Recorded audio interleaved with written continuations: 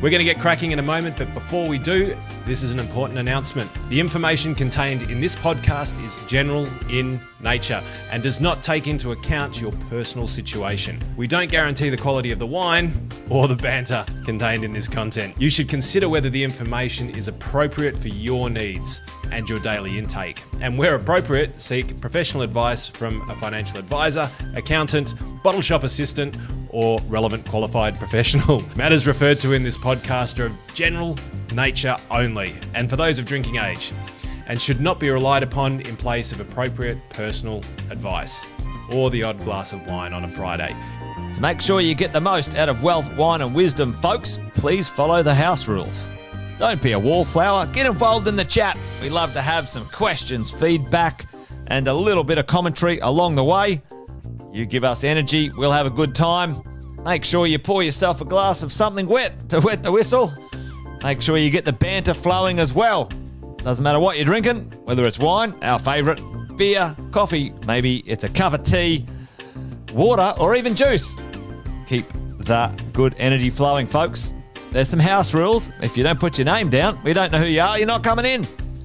Don't spam or advertise. This is our little game of cricket. This is all about debriefing the week, folks. What's going on out there in the world, and hopefully get you some sanity, maybe a bit of a chuckle at the end of the week, so we can all be on the same page and keep moving forward. Make sure you respect your fellow patrons, because we don't let any old muck in this place. And most of all, have some fun and enjoy this episode of Wealth, Wine and Wisdom.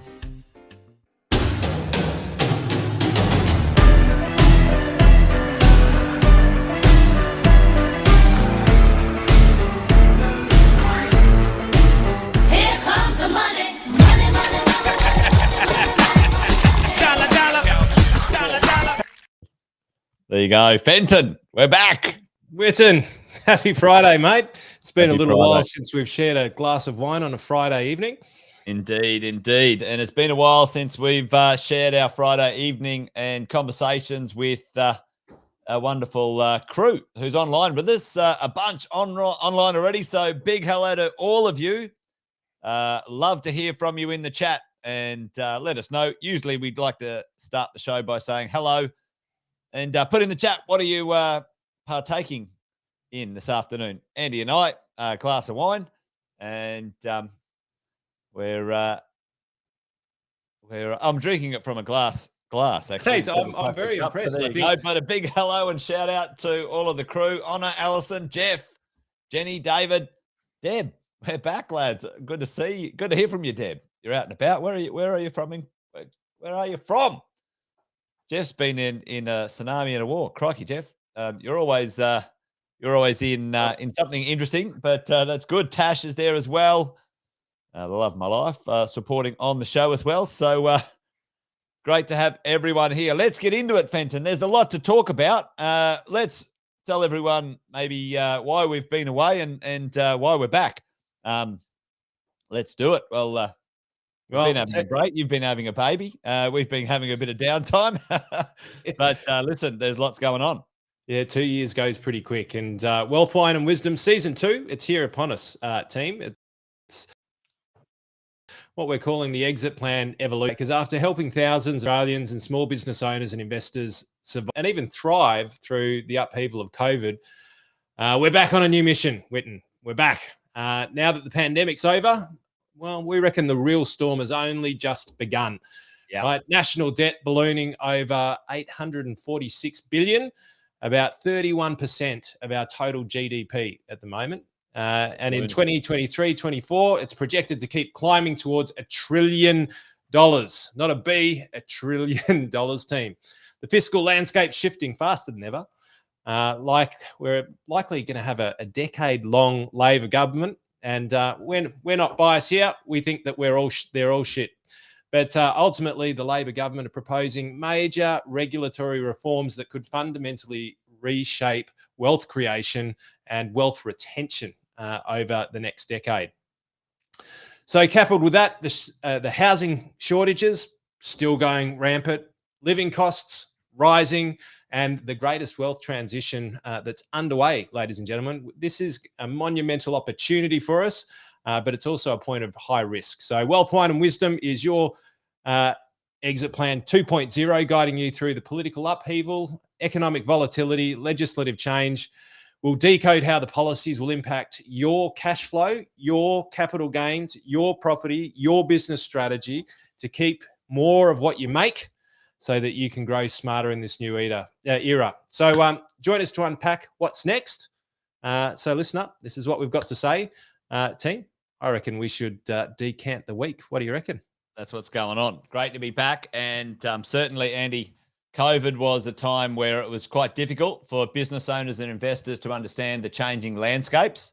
Like you just said, a decade of Labor policies ahead of us, and they're coming for our money, folks. So that's what this weekly debrief is going to be all about. So make sure you lock in every Friday from 4 p.m. Season 2 is on. Andy and I are back. The more wine we drink, the worse our opinions become. Maybe not. We'll make sure we stop at 1 or 2 glasses of wine. But let's crack in, mate. Decant the week.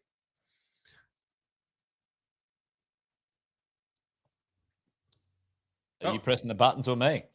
I'm trying to find the button. There we go. Here we go. Decant.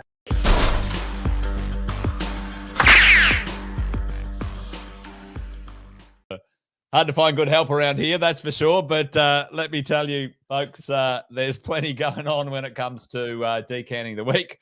And one thing, Andy, I want to kick off with, folks, and if you haven't seen this, you need to pay attention. Let me tell you. I don't know if anyone, let us know in the chat if you heard about an accidentally leaked paper. Now, let me put this in perspective. Andy, you and I have been talking about this for a while. Folks, Labor is in. Like Andy said, we think, all politicians are grotty money grabbers. Some are better than others for certain times of the season. But right now we are going to be in a season which we think is going to be pretty average, mostly because we've got record levels of national debt. There are states as well. Victoria, one of them, record levels of debt as well. Someone's got to pay it back. Andy and I were joking yesterday when we let everyone know that we were back on the air that maybe we just should pull a grease, not a grease lightning, but pull a grease. We'll call it the pull a grease. Pull a grease. What is this fucking taxa-fucker stuff? We just don't pay it. Yeah. Who do we owe it to? Nobody. Well, we're not paying it back. That's what Greece has done. Greece said, well, you can all get stuffed. We're not paying any of the debt back. We're moving on. But right now, that is not happening in our political landscape. If you haven't seen this, check it out. ABC released this article. They've got some links to the papers, but I'll give you the gist of it. There's an article here you can go ahead and read if you want, but the gist of it is this, and one of the reasons why we think our timing to come back is good. The political landscape is that a paper was released from Treasury saying to the Premier, the Prime Minister, listen, we've got a budget issue. This is the gist. Yeah, you want can't manage it. Budget? You want a sustainable budget? Well, here's what we're going to do. This is the shortcut in the paper. We need to lift taxes. That's what they said, right? They're coming and lifting taxes straight up. Now, this is interesting because if you're not paying attention, some ways like, oh, we've dropped your personal tax rate. Yeah, fabulous. But on the other hand, other taxes are going up. We need to lift the taxes. We need to cut spending. And you know what? Those homes that you promised, we're not going to build them, right? That's not going to happen. It's not happening. Won't be met, folks. Won't be met. This is the gist of what is going on, Andy Fenton. Do you reckon they've just gone, you know what? We can't build houses. Our square meter rate is $480,000 to build, which is, mate, $10 billion was allocated to their scheme. $10 billion. I think they've spent a quarter of $1 billion, right? And what do they produce? They produced, I think it's 17 built and purchased about 230 odd houses, something like that. It's insane. Like in 2 years since they started that scheme, how many people have we put into houses, and how many people have you put into houses, and how many developers have we worked with that have built? Like we would have done hundreds, if not 1,000. Give me the 10 billion. I'll sort it out. I'm telling you right now. 100%. Give it to Whitney. It'll be straightforward. But listen, folks, here's what's going on.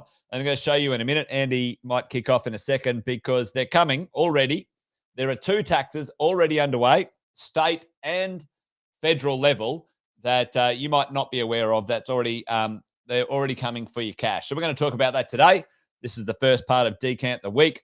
Now, the week's been fairly long, probably the last 6 months or 12 months. We're going to pack it into this week and kick off. But Andy, what in your neck of the woods is on the radar when it comes to the taxes? Because certainly for me, I've got one in a minute, but I thought we'd kick off with you today and say, hey, what are they looking at? What's already underway?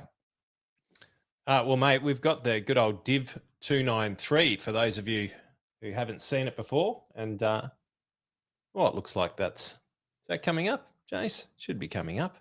It looks a bit strange. Technical difficulties right now. Why don't you try and sort your technical difficulties out, and I might kick off on my end. All right, let's do that, mate. We'll riff on you, and then we'll come back.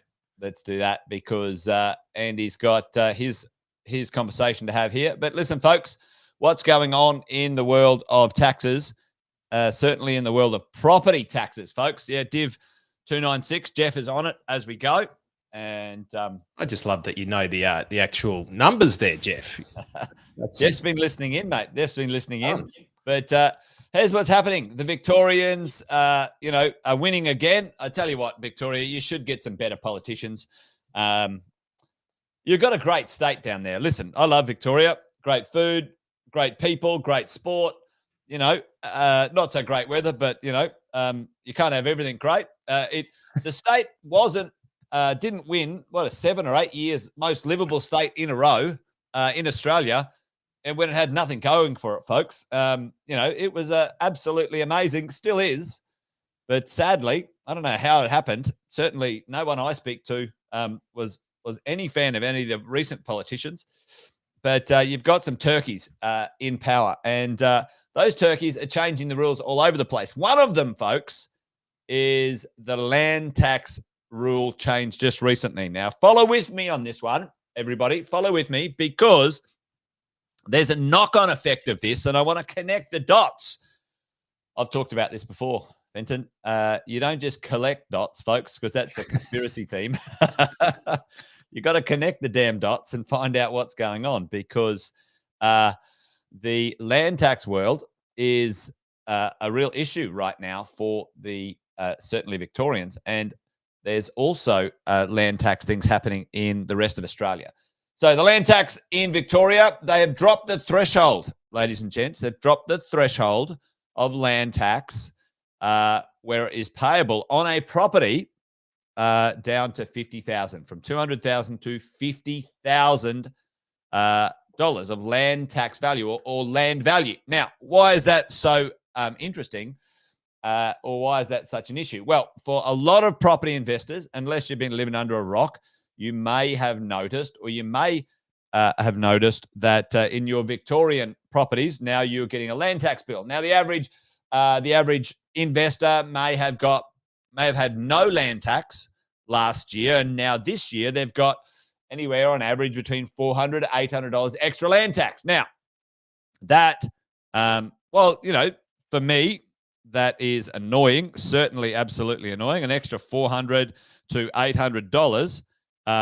It's certainly not a reason for you as a property investor to run away from the Victorian investment landscape. I think there's some good medium to long-term value down there, but the land tax certainly has given it a bad name at this moment in time.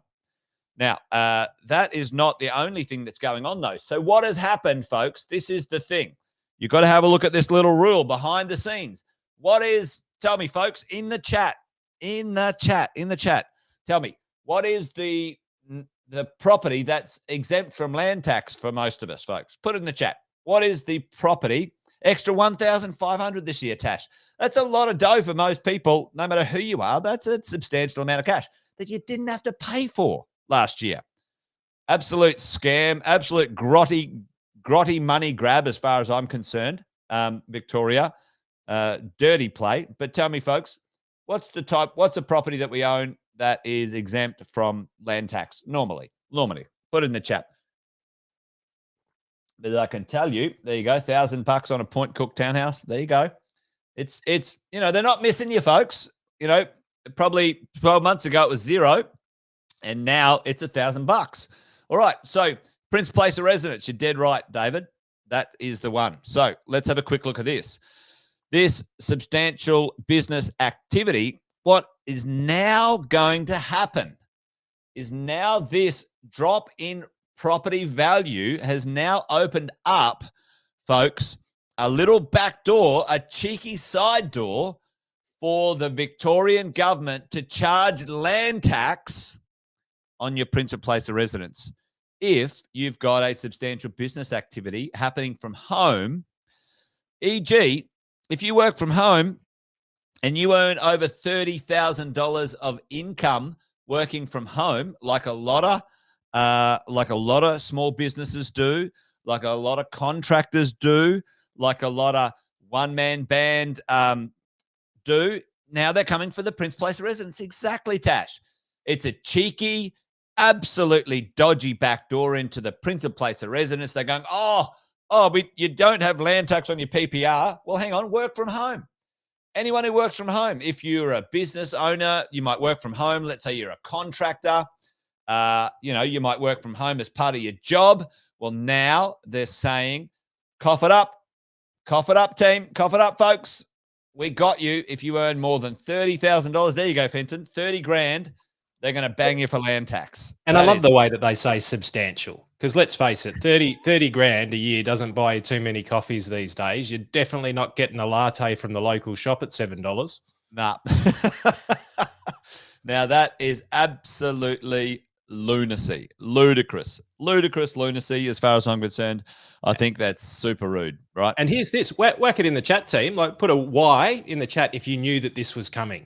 Or put a no idea in the chat or into the comment section, because like most people have no idea. Even when Jason brought this up to me, I'm like, is this actually law yet? And Jason's like, yeah, this is here now. It's not a hypothetical. Like, where was the project on that? Why wasn't the project reporting on that? Like, where was that? Very, very disappointing.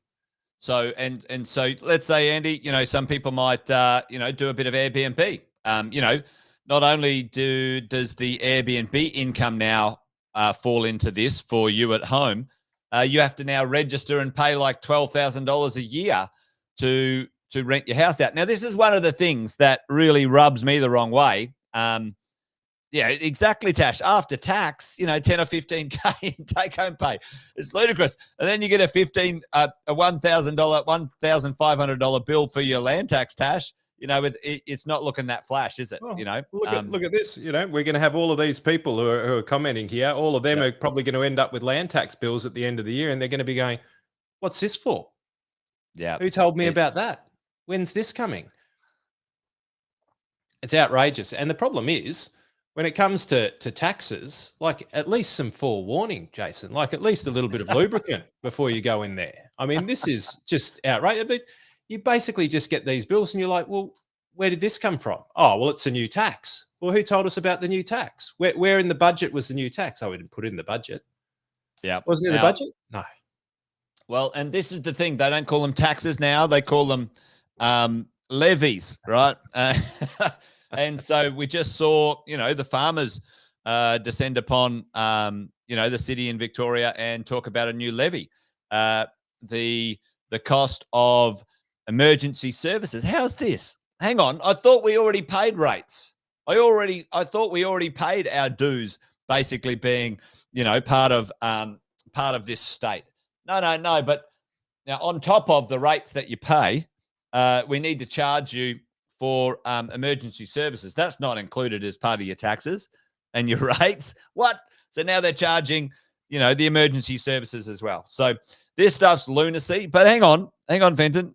We're not finished here in this little section yet. I can tell you, here's the rub, and this is the thing that maybe I'll connect it. I'm going to leave it for a second because I'm going to throw over to you, Andy, and get you to talk about the tax. So there's the land tax bill, folks. On one hand, they're talking about economic building houses and whatever, but let's tax all the people who've got them. as we go along. So let's see if Andy solved his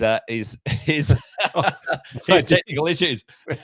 just had a blow up, but it's all good because I've got good news on the horizon, Jace. Like we're not always, and look, we don't mean to start off on a soapbox. Yeah, we do. Yeah, we do. Yeah, we do. Yeah, that was a lie. I can't back that up. But ladies and gentlemen, there's another new tax in town, a new sheriff in town. Woo! And this sheriff is going to really mix things up, right? Because let's just follow it through. This is a biggie, team. This is a big one, and it's one of the first big lies of this year. First big lies of this year. And I'll explain to you why it's one of the first big lies, and it's the number one menace, I'm going to call it straight away, the number one menace and possibly one of the biggest impacts on future wealth, next generation wealth, and your wealth, but maybe not yours, right? It's like we may be able to be safe on this one. But if you're somewhere between the ages of, I reckon, of about 30 and 40 at the moment, you should really be worried about this one because inflation is going to get you there faster than you know. So Div 293, Jeff talked about it before. What is it? Well, it's a proposed tax on superannuation, and they're saying it's an unrealized capital gains tax, but it's not. It's not. I thought you said good news, Andy. Hey, the good news. Hey, well, here's the rub, team. For those of you who know us well enough, you know that Jason and I have been talking about this tax now since back in the COVID days. We said it was coming. So we spent a fair bit of time figuring out how to get around or how to navigate through a number of these taxes in order to keep you safe and keep more money in your pocket. So, you know, we might wax lyrical here, but we don't come without any solutions. We just may not be able to share some of them in this environment. So maybe you might have to hit us up and we'll give you the opportunity to be able to do that. It's 3 million unindexed, 100%. So it's a proposed 15% tax on superannuation balances over $3 million per member, right? This includes unrealized capital gains, right? So if assets go up, imagine if your family home went up in value from $1 million to $1.5 million, and then you got sent a bill from the government saying, hey, your house is increased, other than your rates, by the way, which they are. And now land tax if you work from home. And land tax. you could actually so this is an interesting one, Jace. Like, and a lot of people don't know this. So if I just backpedal for a few seconds, right, and we talk about the original Div 293. So Div 293 is a tax that taxes people whose income and super contributions are over $250,000. But what people don't realize about this tax is, and this is where the relationship with the accountants is so important, is that from $250,000 to $280,000, so that $30,000 bracket, that $30,000 bracket has an active tax rate of 62%.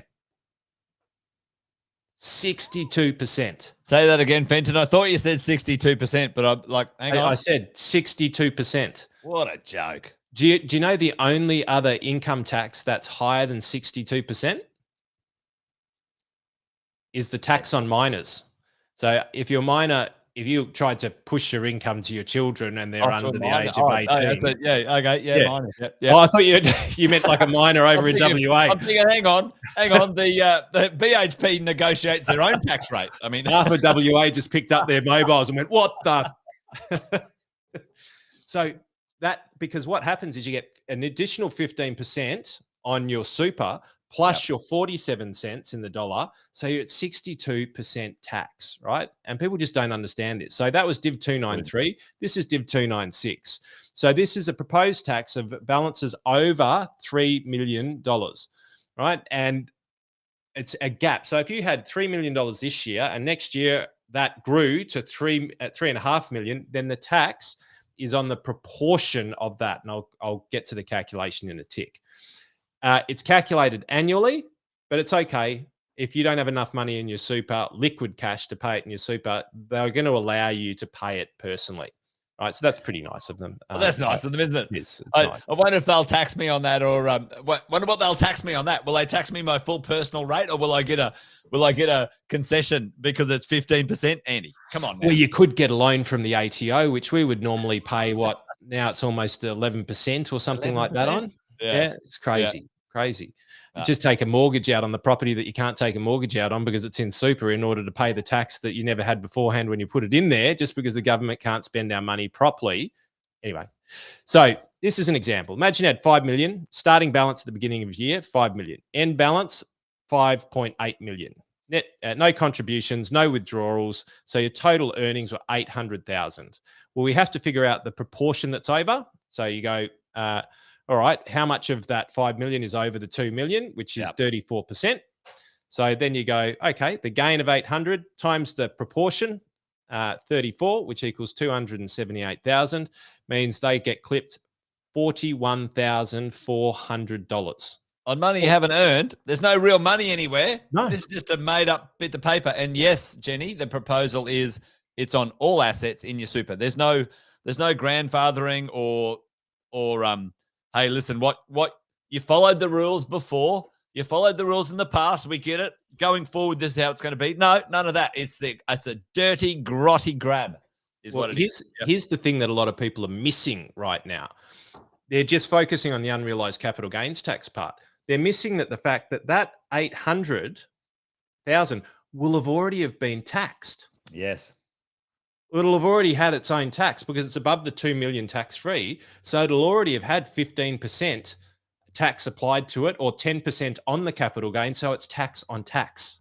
Tax on tax. It's tax on tax. It's double taxation. We have agreements with like 138 countries or something like that, which bans double taxing, and we're doing it to ourselves in our own country. It's outrageous. Lunacy. But the good news is, Honor, you wanted some good news. The good news is there are some people who are exempt. And so we've got a list of the people who are exempt down here. So let's have a look. Team, let's see if you're on the list, right? Governor of State. No, I'm not on that list. Member of Staff of Governor of State. No. The Minister of Government of State. No. Member of Staff of Minister of Government of State. No. The Clerk of the House of State of Parliament. Jeez, I've never wanted to be a clerk so much before in my life. The Head of State of Parliament. The Head of State, you get the message. Team. So effectively, what they've done is not only are they introducing this law, they're basically saying, hey, listen, it's a tax on the wealthy people of Australia, but we're not the people of Australia. We're the emperors of Australia. Yeah. Right? Yeah. We're going to treat ourselves. We'll make rules to suit ourselves or to impact everyone else, but it doesn't impact us. And by the way, this is the thing, Andy, like put it in the chat, folks. There's a tax on small business. Now, if you're a PAYG employee on today, this is not a slight in any way, shape or form at anyone who works for anyone else, but super is a tax on small business. It doesn't come out of anyone else's pocket other than the business owner or, let's be honest, the cost gets passed on to the consumer. Okay, so what happened just recently? How much do you as a business owner now have to compulsory put in to your employees' super? What's the number? How much? Put it in the chat for us, folks. So what's the percentage? Now that's perfectly fine. Andy and I are massive fans of using super in the right way.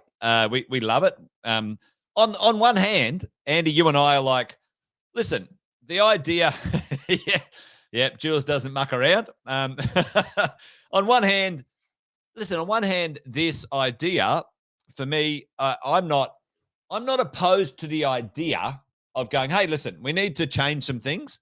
Let's do something. What I think is absolutely abhorrent is that good people followed the rules and now they're going to jam them. All right. It should be like, hey, we're changing it going forward. We'll give everyone a chance to rearrange their situation because this will affect some people pretty significantly.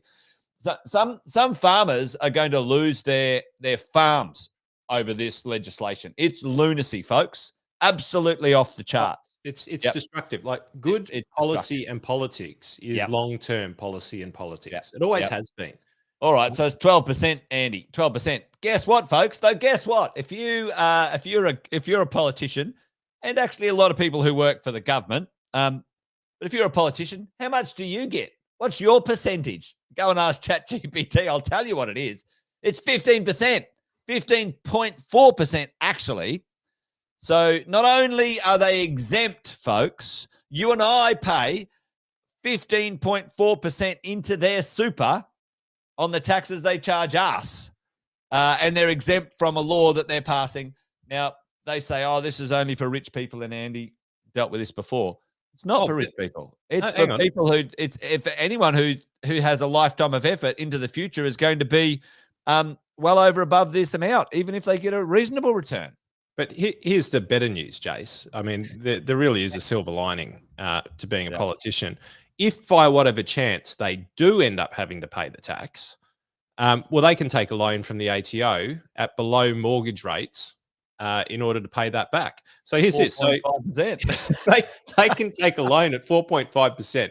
So I would take that loan every day of the week, Jace. Like they can lend themselves an unsecured loan. Now, tell me, folks, anywhere in existence, can you get an unsecured loan from 4.5%? Maybe from mum and dad, right?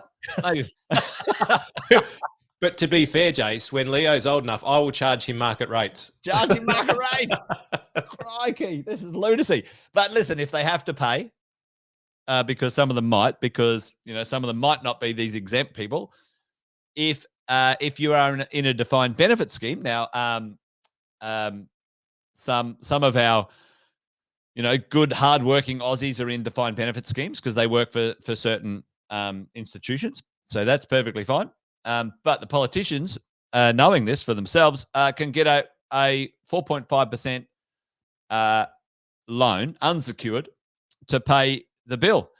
And they get to keep the asset, so their total value return is compounding until they have to pay the bill later. It's crazy. Yeah. Well, here's the thing, Jace. Like, here's what I would do is I would go, you know what? I'll take that 4.5%. Because I know my super is going to be earning somewhere between 5 and 9%. Yep. Pretty easily. So I'll just keep racking up that debt, and I'm pretty sure that I haven't read the fine print, but they probably won't have to pay it back if they're dead. So I'd never pay it.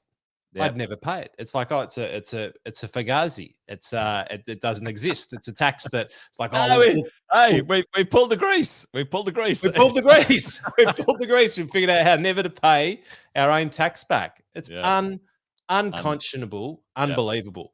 Lunacy.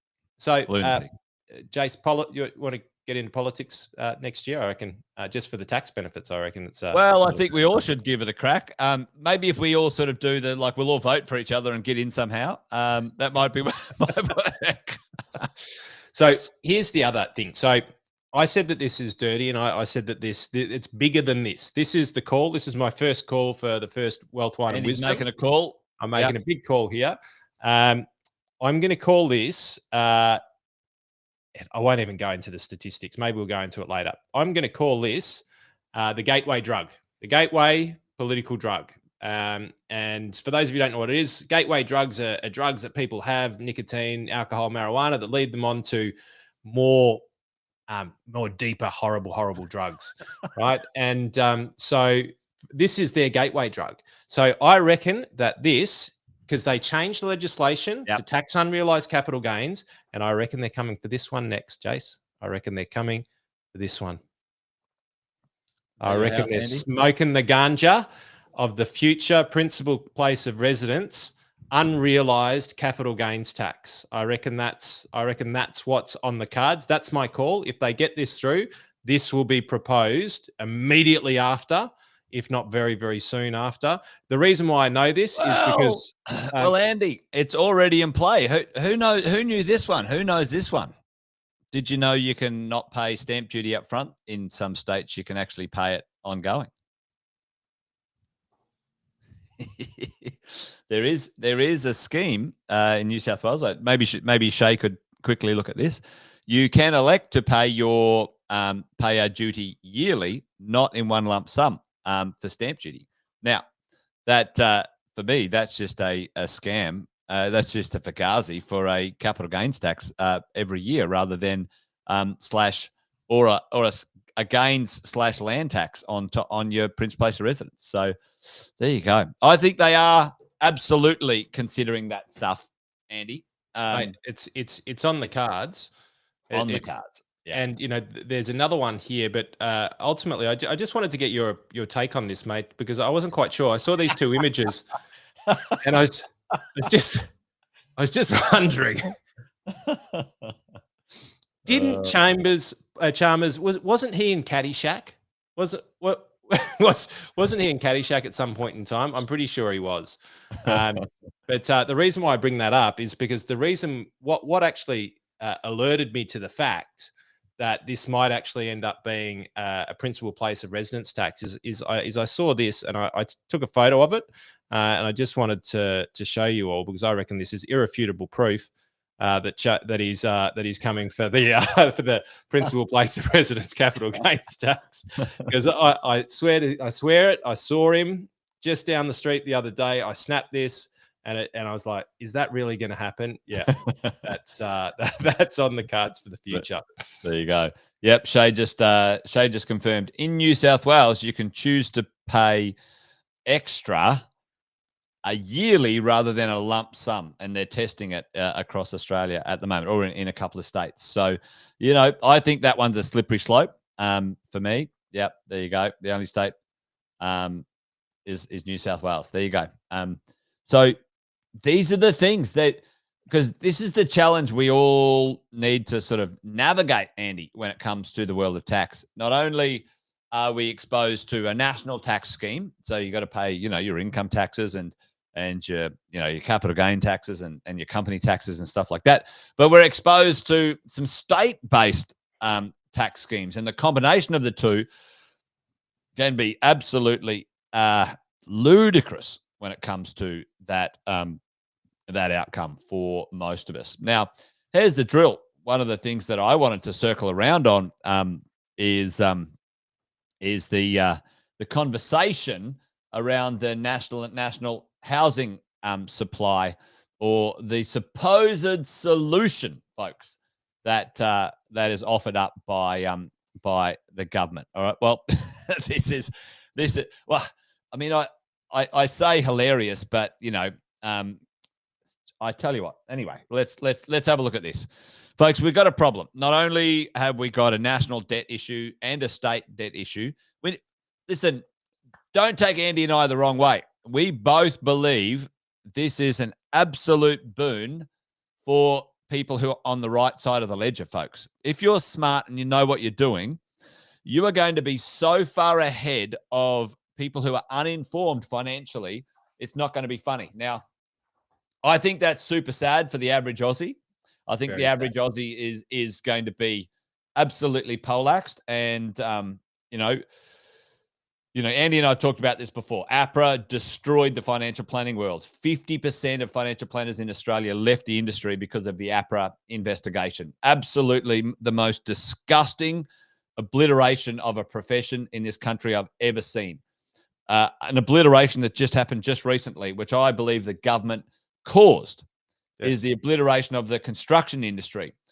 2 years in a row, the largest number of construction company liquidations ever in Australia's history, 2022 and 2023. Folks, it's lunacy what is going on out there with the government not paying any attention. And then they carry on like pork chops going, we've got a problem with affordability, and we've got a problem with delivering properties to market. No shit, Dick Tracy. You've allowed a construction industry to get destroyed because of your economic mismanagement, giving them money away like drunken sailors, and not helping in any way, shape, or form by overinflating the construction industry. Andy, while smoking on the joint, Jason, while smoking on the joint, because team, if you don't know, and the beauty about technology these days is you can find out. But do you know in in Brisbane and Sydney, what the total government tax is to build a home these days? Do you know what percentage of the build it is that the government gets? So if you pay $1 million for your property that's brand new, how much is government taxes and excises? What do you reckon, team? Is it if it's a new one? A new one? Yeah. A new property? Yeah. A new property. Yeah. Brand new property. How much out of it? If you buy $1 million property, how much is going to the developers and the people who build it? and how much is going to the government, you will be shocked. You'll be shocked. It's currently sitting at around about $400,000. I think it's $430,000 goes to the government, right? Not a lot left over for the developer, and they've got to make a margin, and they've got to pay their team, and they've got to pay super, and the government again. Stamp duty, council contributions, GST, you name it, folks. Insurances, it's insane. It's insane. The government saying, "Oh, it's so expensive." Well, you're most of the expense, you bloody muppets. I mean, they are literally more than the materials to build the thing. This is the lunacy of what is going on, and nobody is putting two and two together. So that's why we're so passionate about doing this, folks. But here's the other part, Jace. Well, if we need more places to be built, why don't we release more land? No, you can't do that, mate. You can't do that. That means somebody in the government has to work and approve a subdivision. I'm only in on every second Thursday, but I'm on full pay. It's like, call up and find out when the town planner's in. They're only in every second Thursday, and they're on $400,000 a year. Lunacy. But folks, look at this. This is the innovation and affordable housing. Poor supply. Yeah, no shit, Dick Tracy. We all know this. But here's the drill.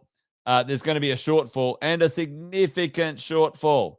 262,000 to 2029, folks. They're not going to get anywhere near it. They're not going to get anywhere near constructing these, right? These properties. Based on how much they've spent, Jason, in order for them to build that many houses, they'd need to spend $15 trillion. They'd need 700 years to do it.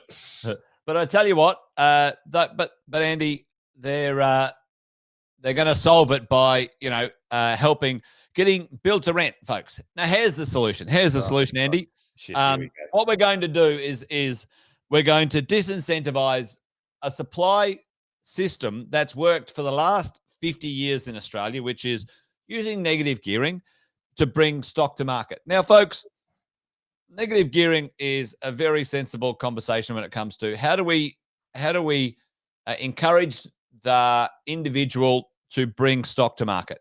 Right, well, we give them some tax deductions. That's great. Let's do that for individuals. Now, everyone carries on like a bunch of pork chops. Oh, why does that person get a tax deduction? And, the Greens and all of those friggin' lefty, liberal, Nazis, commies, whatever, there's lunacy in their ideas that, hang on, let's fix rents and never put them up and, make property investors, never get a tax deduction for the risk they take. It's just lunacy. So it's crazy. Anyway, here's the drill. Follow me along here, and I'll make a point of this. Here's the idea. Oh, you know what we're going to do? We're going to give BlackRock, we're going to give international companies. What they did is they chased individual investors from overseas out of the country. They go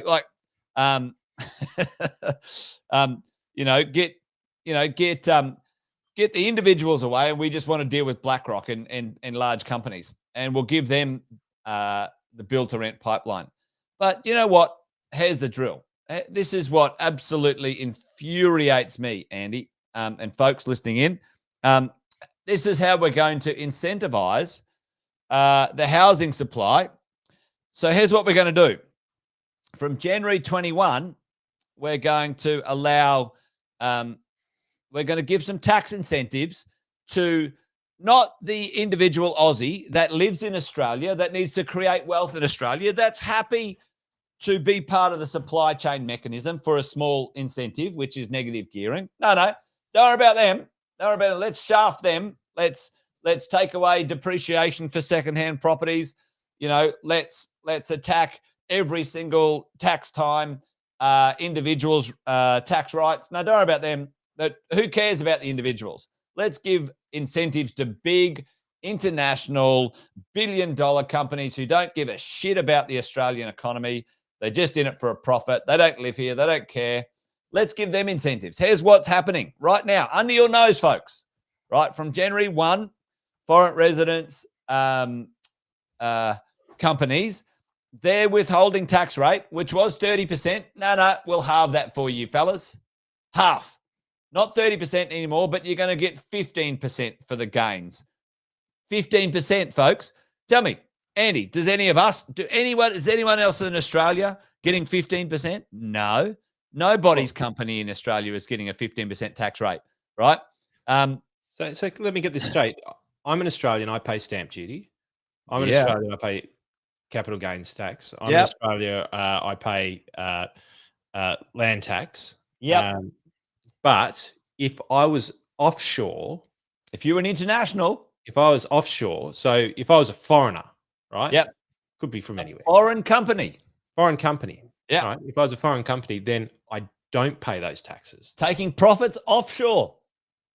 So literally, they're buying our land. I'm a foreigner. Right. I'm buying land in a foreign company, and I'm getting massive tax breaks, effectively tax-free acquisition, and tax-free holding of that real estate for 15 years. Is that what you're telling me? It could be up to 40 years. Check this out. Mate, let's move tax to Dubai. I'm done. It's ludicrous. I think we should move. Right. So 30% to 15%. Check this one out. This is the thing that goats me, right?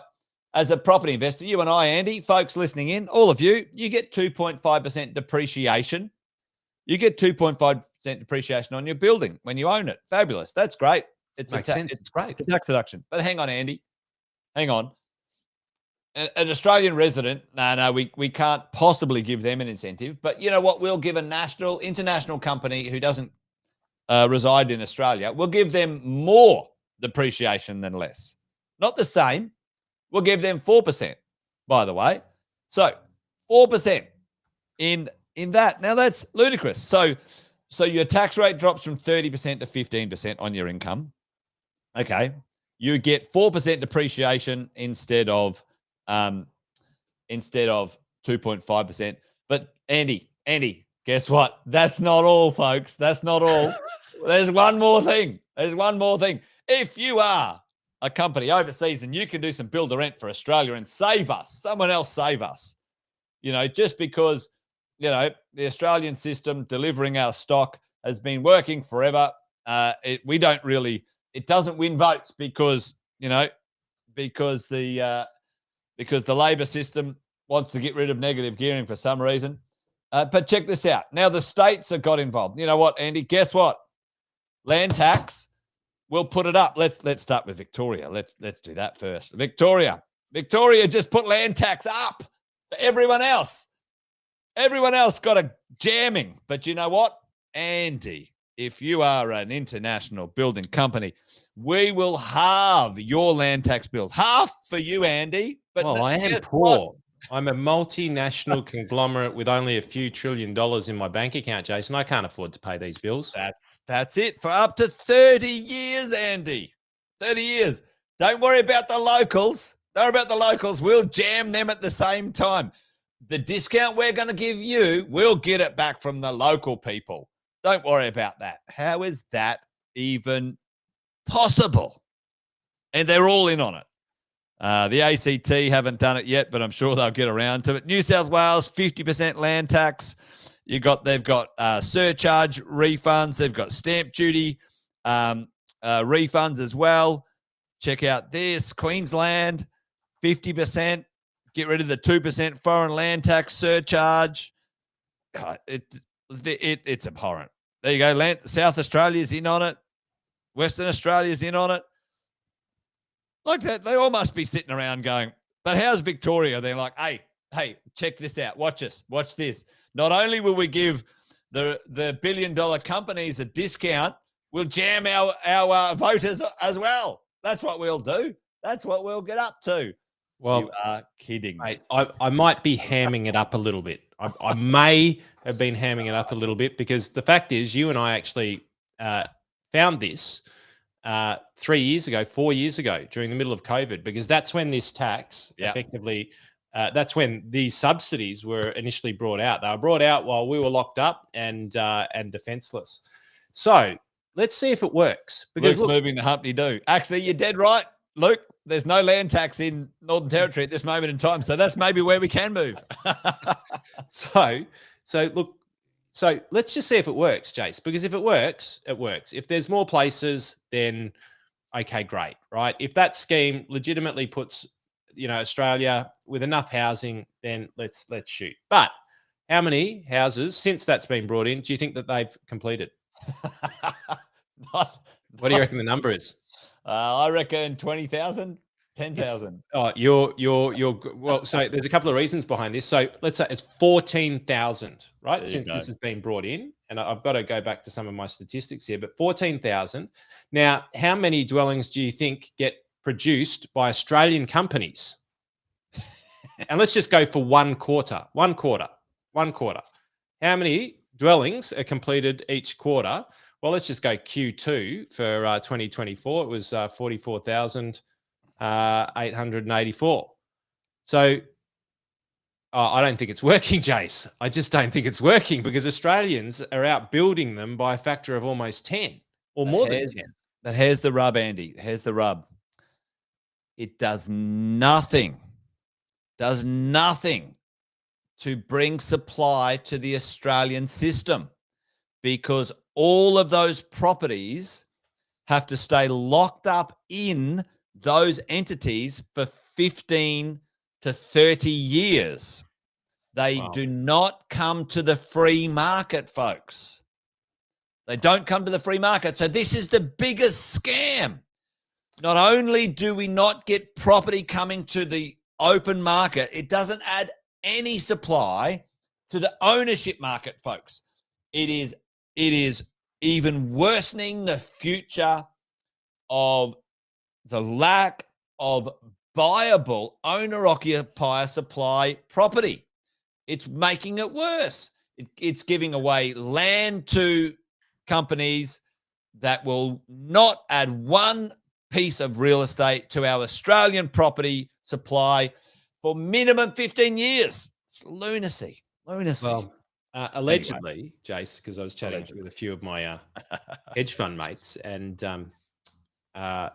allegedly there are these people who are astute investors who may or may not have purchased land in Australia under these conditions, and the turn dirt clause is pretty lax on it. So the ability to have Australian real estate undeveloped, ready to be developed in your portfolio is an incredible asset to lend against. It's an amazing asset to lend against. Yeah. So it may well be that there's international companies banking land in Australia with minimal holding costs and then having it as an asset on their balance sheet that then they can utilize, allegedly. So holy smoke. Anyway, so that's just two things, folks, that we wanted to touch base about today. There's plenty more where that's coming from. You got to get on the right side of the ledger, folks, when it comes to your financial position. Jenny, need another drink. You're dead right. You're dead right, Jenny. This is the thing, right? Because when we kicked off with Wealth, Wine and Wisdom, Andy, in COVID times, everyone was like, "Oh shit, there's stuff going on. Let's pay attention."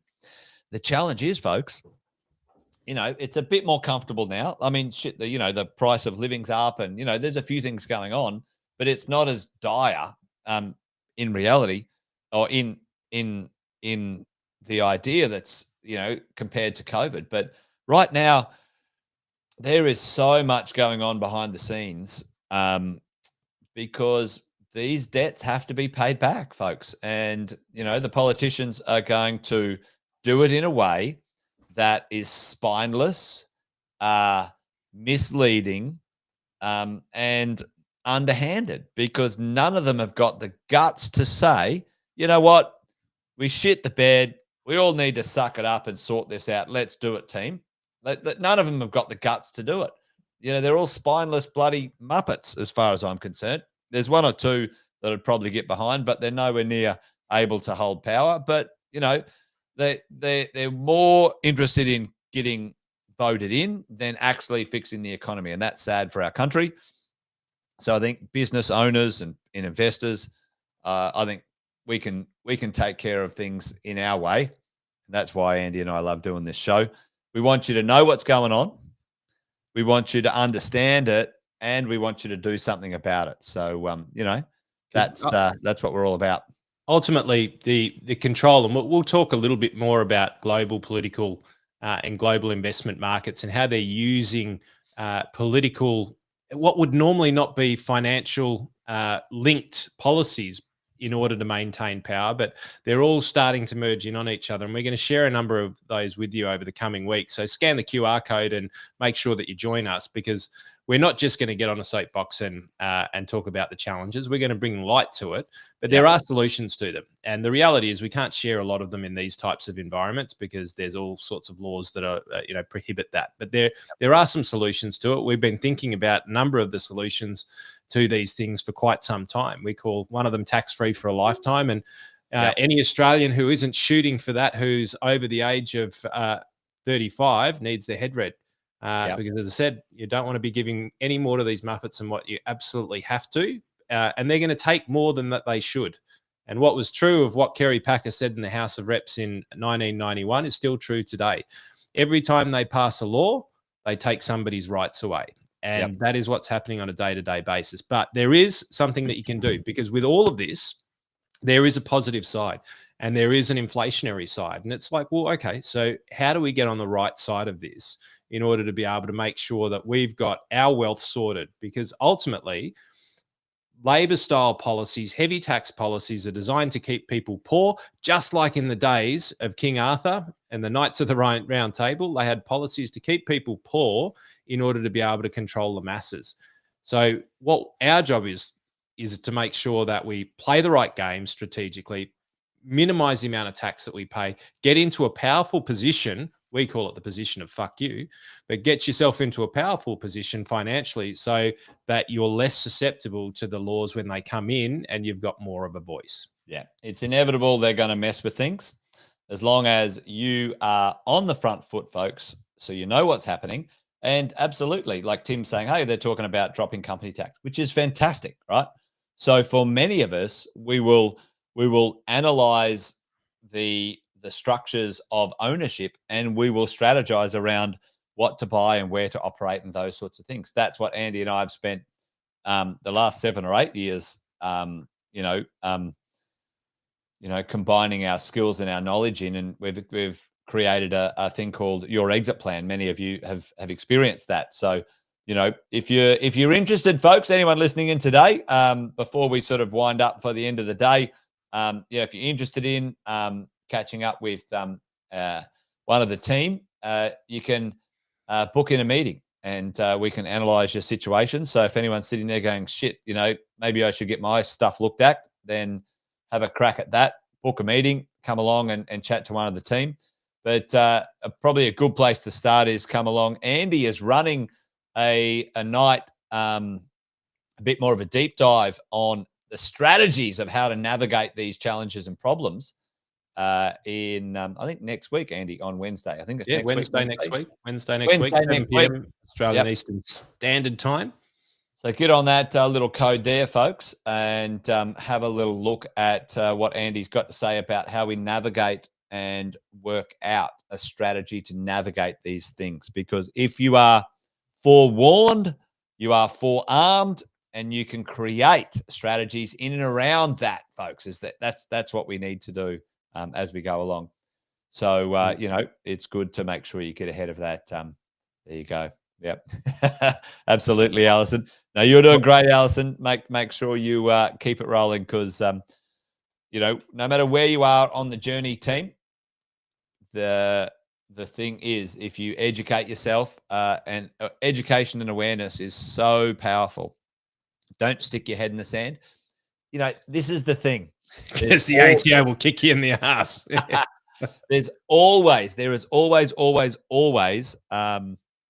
a way through this, because actually, by and large, let's face it, there are pretty good rules created for us to use in our system in Australia to help ourselves financially navigate our futures. Now, the thing is, the challenge is these pricks we call politicians and institutions, they meddle with the rules, and you got to continually adjust your strategy. So it's never a set and forget for 50 years, Fenton. That's the thing. So if people think, oh, you know what, I'll buy my house and I'll pay it off and then I'll be rich. No, that's not how it's going to happen. Yeah. But anyway, mate, it's been fantastic to hang out with you. And folks, it's been absolutely awesome to hang out with you today. Thank you for coming along. Been great to see you in the chat and online. Big thank you. Appreciate you guys being here. We're going to do this every Friday if you show up. If you don't show up, Andy and I will probably take a holiday because we'll probably hang out and chat to ourselves. But we loved hanging out with you guys. We loved riffing today. And hopefully some of our rhetoric lands. But the point is, our takeaway is this. I suppose my 1 minute takeaway, Andy, I'll ask for yours in a second. But, my takeaway, folks, is you need to pay attention to what's going on, educate yourself, be aware.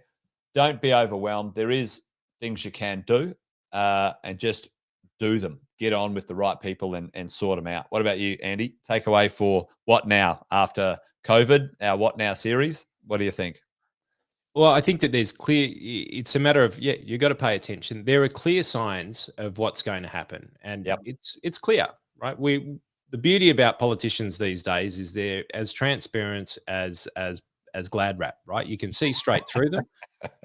Which is a good thing because you know how they're going to treat the game. And right now, you know that they're coming to tax you in every way, shape or form. And there's probably minimal that we can do to resist that. But there's an action that creates downstream. And it's like, well, so how do I get on the right side of the investing world on the opposite side of that? And that will change things, right?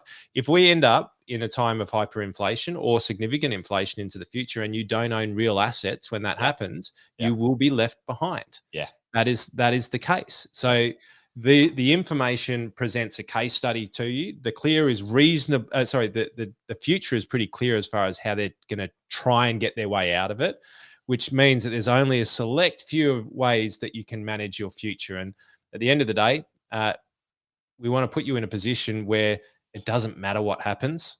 You're in a position of security, whereby all of this can be a bit of fun and games where you get a bit pissed off that things aren't being managed the right way because you've worked really hard. But ultimately, you put yourself in a commanding position where, this is not nice stuff to have to listen to on the tax front, but it's not going to impact on you. Yeah, there you go. All right, folks. Well, there you go. Every Friday up until end of November is season 2. So we'd love to have you join us. If you're listening to the replay, we'd love to have a few questions in the chat. We will go back and have a look at them. If there's things on your mind, make sure you either DM us in Facebook or Instagram or one of those places. Leave a message in the chat. We'll check it out. And we will have a look at some of these things. Our job is to take a look each week at what we're seeing in the marketplace and bring it to your attention. And together we can navigate it, protect your future, protect your lifetime of effort and wealth, and maybe take care of your kids and your family in the future as well. So that's our commitment to you. Thanks for joining us in Wealth, Wine and Wisdom today. Good to hang out with you, mate, and chew the fat. It's been a long time coming, and I've missed it. So enjoying being back. All right, that's it from us, folks. Well, it's a good night for me. And it's a good night from him. Good night, team. Good night. Thanks for watching another episode of Wealth, Wine and Wisdom. Make sure you like, subscribe and turn on the notifications so you never miss a thing, folks. We'll look forward to seeing you next time. Debrief the week with Wealth, Wine and Wisdom. Every Friday at 5 p.m. Victoria and New South Wales time. We know that Queensland, South Australia, WA have different time zones, as does Darwin, but we're sure that you can do the calculations depending on whether it's daylight savings or not. You can also catch up on all the episodes wherever you get your podcasts. Make sure you check out the Positive Mentor podcast from our 6-star team at positivementor.com.au.